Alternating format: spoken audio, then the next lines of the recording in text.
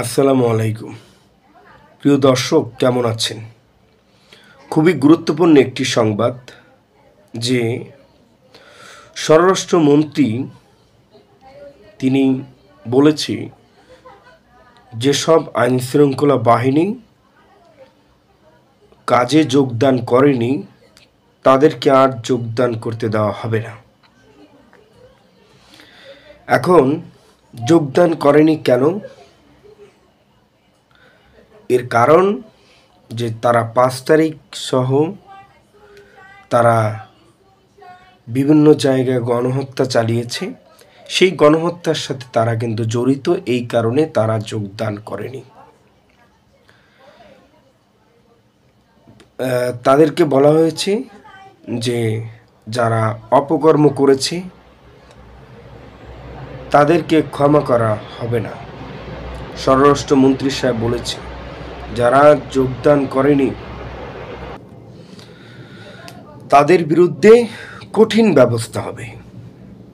যোগদান না করার এখন আইন শৃঙ্খলা বাহিনী অবস্থা এখন খুবই খারাপ।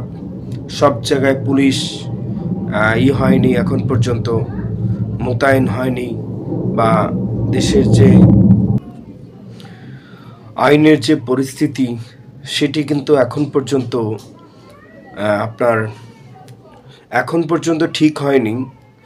যার কারণে বিভিন্ন থানায় দেখা যায় যে পুলিশকে পাওয়া যাচ্ছে না, বিভিন্ন কার্যকলাপ। এর জন্য সরকার ব্যবস্থা নিয়েছে যে যারা যোগদান করেনি তাদেরকে আর যোগদান করতে দেওয়া হবে না, নতুন লোকদেরকে নেওয়া হবে।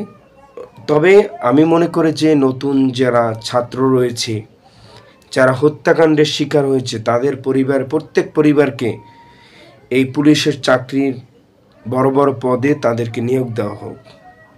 তাদেরকে পুলিশের বিভিন্ন জায়গায় তাদেরকে নিয়োগ দেওয়া খুবই জরুরি। বুঝতে পেরেছেন? কারণ এসব লোক, এই যে এরা তো ছাত্রলীগ, যুবলীগ, আওয়ামী লীগ, অধিকাংশ পুলিশ, দীর্ঘ 16 বছর ধরে তাদেরকে যোগদান করানো হয়েছে। তো এটা খুবই তাদের জন্য খুবই গুরুত্বপূর্ণ, এবং যারা অন্যায় করেছে তাদেরকে ছেড়ে দেবেন না, এমনটাই জানিয়েছে স্বরাষ্ট্র উপদেষ্টা সাহেব। তবে এটা কিন্তু খুবই ভালোই লেগেছে এই বিষয়।